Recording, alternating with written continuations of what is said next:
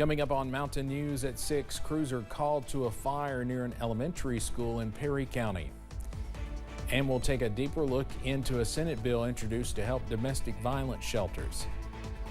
Plus, after warm weather this week, a brief shot of winter is on the way. Those details coming up as Mountain News at 6 starts now. Dedicated to Eastern and Southern Kentucky, this is WYMT Mountain News at 6. Good evening again. We begin this half hour with a developing story out of Pulaski County. A woman is dead following what police are calling a domestic violence situation. Earlier today, officials were called out to a home in the Eubank community. Pulaski County Sheriff's deputies say Doris Brock was found dead at the home. After investigation, detectives determined Brock had been shot the day before by James Brock. Detectives say a verbal altercation started before the shooting.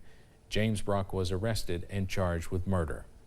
A Corbin man is facing charges after police received complaints about the man acting suspicious at a car dealership. It happened early yesterday morning when Knox County deputies noticed 20-year-old Matthew Gray trying to break into a vehicle.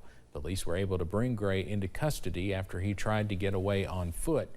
Gray was taken to the Knox County Detention Center. A Harlan County man is behind bars after police served him with a probation violation warrant. Last week, Harlan County deputies went to a home in the Wallens community as they were trying to serve Joshua Maggard with the warrant. Police say they heard a conversation going on between Maggard and his girlfriend. Once police were allowed in the house, Maggard was arrested after he was found hiding under a bed. In Laurel County, police are looking for a car that was stolen. Take a look at your screen there. Officials with the sheriff's office say they're looking for a 2005 Chevrolet Impala.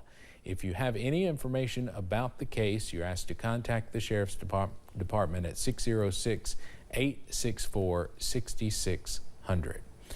Crews responded to an apartment fire in Hazard near Roy G. Everso Elementary School this afternoon. The fire was contained and no injuries were reported. Hazard Fire Chief Robert Keith said 4 people lived in the house. The bottom floor, we understand, was destroyed. School officials evacuated students to the gymnasium just as a precaution. Officials say students were still dismissed from school on time.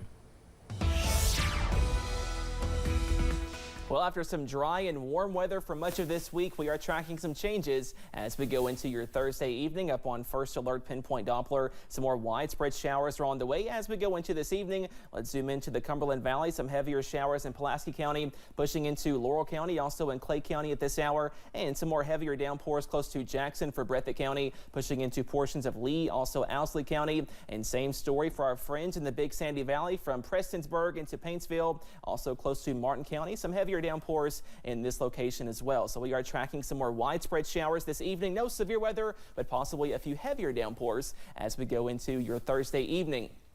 And those current temperatures are still mild at this hour. Most of us in the upper 50s to lower 60s, up to 58 for Pikeville, 62 in Manchester, and 60 over in Middlesboro at this hour. And we stay relatively mild as we go into this evening. Low temperatures back in the middle to upper 40s as you wake up on Friday. One more mild day on the way tomorrow, then much cooler to kick off your weekend. Those details coming up in just a few minutes. Steve? Cameron, thank you. The United States Department of Agriculture announced more than $45 million in infrastructure improvement grants allocated to 14 projects in rural areas of Kentucky. WYMT's Buddy Forbes spoke to one of the grant recipients about how the funds can fuel change in the Commonwealth. A journey to bring infrastructure to the isolated. The heart of this application, it's titled No Holler Left Behind. Addressing issues of access that impact employment, education, and quality of life. That's predicated on being able to have a high-speed internet connection that gives you access to the same tools, the same software, the same resources as anybody else. Shaping Our Appalachian Region was awarded a more than $370,000 broadband technical assistance grant from the USDA to promote the expansion of broadband in some of Pike County's most rural communities. We know that there's other communities in eastern Kentucky that need help, but we really wanted to try to focus in on one place that was toward the top of the biggest need, and that we could go in and concentrate some resources and try to make some bigger projects happen. The grant, while not funding any new constructions, will help lay the footing for existing plans to prosper, working with community partners, county officials, and local service providers to make moves in the mountains. We want to support them. They know what it's like here. They're our neighbors. The accountability's there. So if there's something we can take off their plate that frees them up to go after another application, that's exactly what we're hoping to do here. And to help the people that really need the most help, which are in these really hard to reach areas. Executive Director Colby Hall says it is all about collaborating, communicating, and cultivating connectivity. And we see this funding as a great way to leverage, our grant award into a bigger project, into an in-need area. By bringing broadband to the back roads. In Pike County, Buddy Forbes, WYMT Mountain News. Hall says working for a grant in the largest county in the Commonwealth only made sense, saying the need for connectivity in some of its more rural areas cannot be overstated. Now, SOAR was not the only organization to receive funding from the USDA. The Powell County Fiscal Court was awarded more than $300,000 to buy fire trucks. In Knox County, the city of Barberville is receiving $36,000, which will go toward maintaining roadways and facilities with a new street department vehicle. Union College is receiving nearly $800,000 for distance learning and telemedicine purposes. The city of Manchester is getting a grant worth nearly $22,000, which will go toward 2 mowers. And Jackson Energy Cooperative was awarded a loan worth $42 million to connect more than 3,000 customers and to also build and improve 195 miles of lines. We have much more about this on our website at WYMT.com. Senate Bill 214 was introduced to help domestic violence shelters. WYMT's RJ Johnson spoke with the bill's sponsor about how this would impact folks looking to donate money. It's a way to help victims of domestic violence. Senator David Gates introduced Senate Bill 214 in efforts of creating tax incentives for domestic violence shelters. He says with some shelters struggling, he hopes this can take off some of the burden. In recent times, I've seen that the need really outpace what's available. And so I was hoping to be able to find ways in which to incentivize people to give. Gates says it is already difficult for some businesses to make donations, saying this will allow them to get rebates for what is given.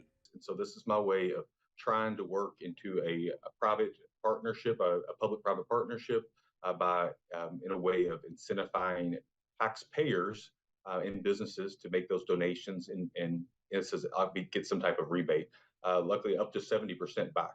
The bill defines what a domestic violence shelter and rape crisis center is in order to be eligible for a write-off. Obviously, there'll be the worry about any type of fraud.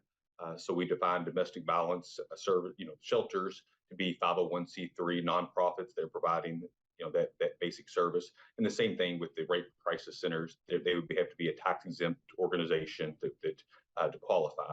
Yates says he doesn't want to see any victim turned away due to not having room or resources available. My worry is that when you go there and you go to the domestic violence center and they say, we're really sorry, but it's full.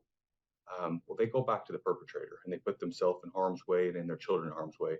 And I think that this is a very easy step that we can put in place to work with the private businesses and individuals to make sure victims are safer. RJ Johnson, WYMT Mountain News. The bill was sent to the Committee of Appropriations and Revenue. If passed, it will go into effect on January 1st, 2025.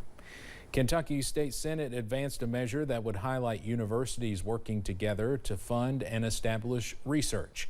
It is Senate Bill 1 and sponsored by Senate President Robert Stivers. Stivers told a legislative panel that universities would work together instead of competing for research to move forward. These are the types of investments I believe we need to make to take us into a 21st century provider of healthcare, but economics and exploration, and as well as the research components that you're seeing many states go after. Senate Bill 1 passed unanimously in the Education Committee and now goes to the Senate floor. As electric vehicle charging stations expand, a new proposal in the Kentucky legislature aims to protect gas stations. House Bill 581 was filed this week. It would stop local governments from passing zoning laws that treat gas stations and EV charging stations differently. State Representative Ken Upchurch says his bill is an important economic preventative measure. Gas stations are a primary source for our road revenue through the gas tax, that it was something that we wanted to take a look at.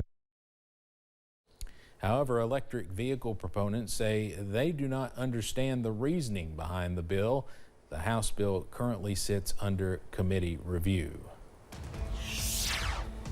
We are tracking some wet and breezy weather as we go into tonight. Your first alert forecast after this break. Plus, a lunar lander is set to land on the moon very soon, and one Kentucky university has played a role in making space history.